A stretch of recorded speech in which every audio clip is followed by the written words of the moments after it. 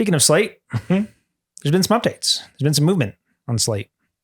Not a ton, but you are all going to listen to me talk about it because I love this truck so much. So the EV tax credit's officially gone, so that's no more. The vehicle is being touted now is starting in the mid-20s. Okay, so whatever that means. So Slate is still trying to decide how aggressive to go with their pricing. If they sell the vehicle for less, they make less profit. They will need to make profit off of the accessories, which is what we talked about, which is something they might be able to rely on. That hasn't really been done. I mean, obviously you have Mopar and you have direct connection and you have like companies will sell things, but not to this extent. What percentage of Dodge's profit is direct connect? A tenth like of a percent? 1%, if that. Yeah. Well, this, it seems like a significant portion is what they want to do on this. They did confirm they will be taking a profit off of the truck itself of some form. They did confirm that. The wrap kit, they gave pricing for that to wrap the whole vehicle. $500. Yeah. That's people will do more than one. Yeah. At that price, people will do more than one. It comes in a full kit. So everything you need. Each panel. Because all their panels are standard size. Yep. So they're all pre-cut. And it comes everything you need to wrap it yourself. And these are just little hex screws. You take the panels off. And let's say you mess one up. Did they mention any replacement pieces?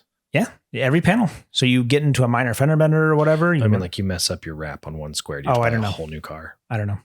A whole new wrap. Or you can bring it to a service center, like an authorized person to do it. And their pricing, they said, will be between $200 and $300.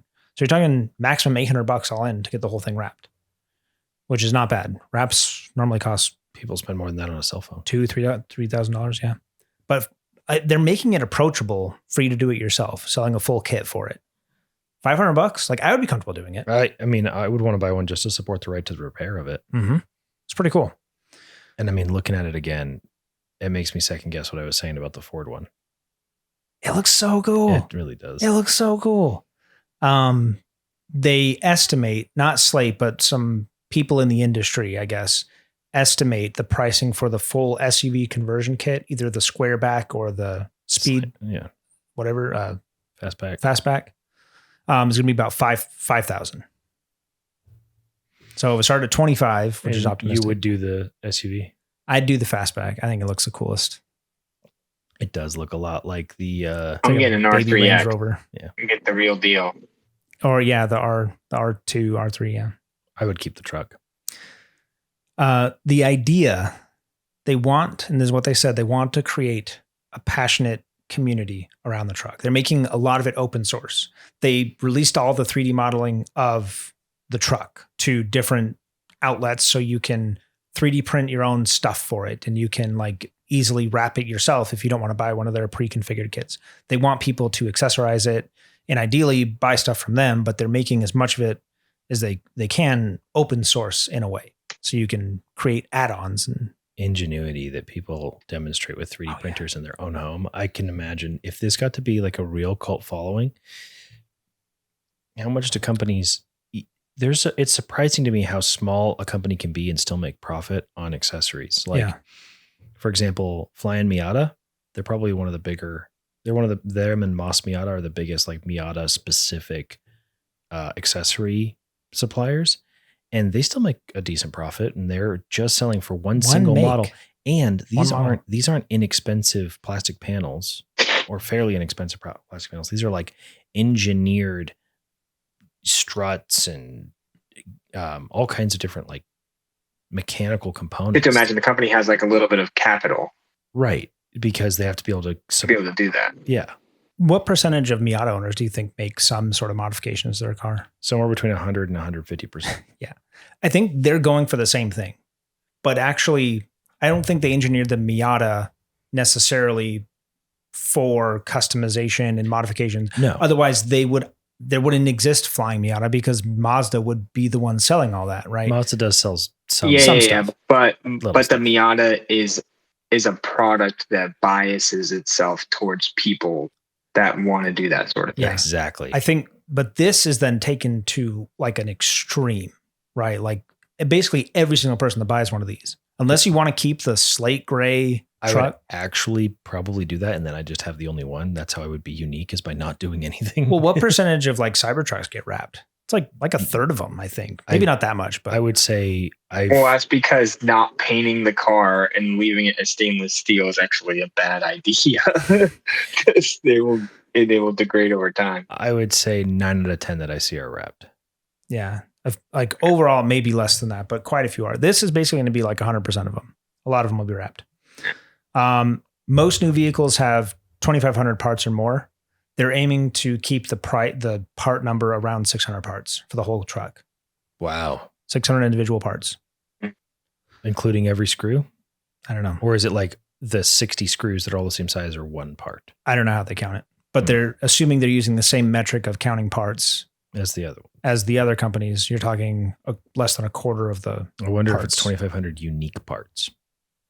Because think of how many I bolts. can believe that. Yeah, I bet there's 2,500 unique That makes sense. unique parts. I would imagine, because I could take out 60 bolts just working on one project. Most of the parts come from the US, including, surprisingly, the whole battery system is built in the US as well. LG is building that plant. Right here. Yeah, not that far. No, their batteries come from Georgia, some plant in Georgia. But that'll really help them with like tariffs and stuff. Absolutely. This is where like if Ford is sourcing from Chinese manufacturers, that's where they're going to get hit. I think we all assumed this, but they did confirm they're going to be direct to customer. There's not going to be any dealership network. That's good.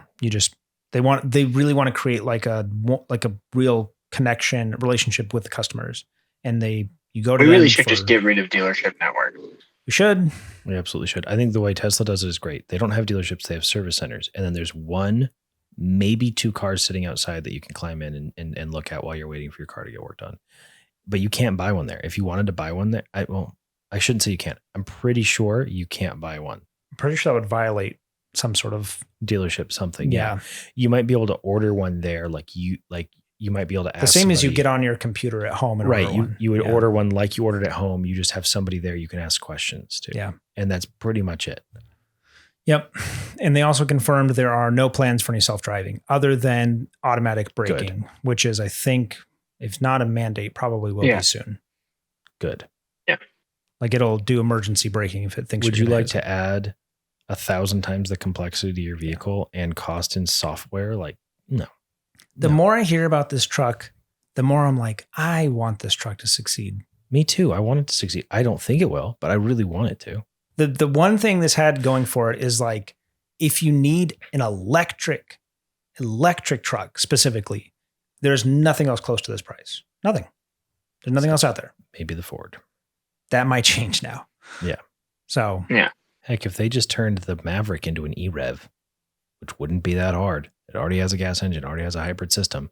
Yeah. If you just swapped out the driveline, transmission, and all that for electric motors, you could turn the Maverick into an E-Rev for not that much money. Yeah. And absolutely eat Slate's lunch. Yeah. Drink their milkshake, as Daniel Day-Lewis would say.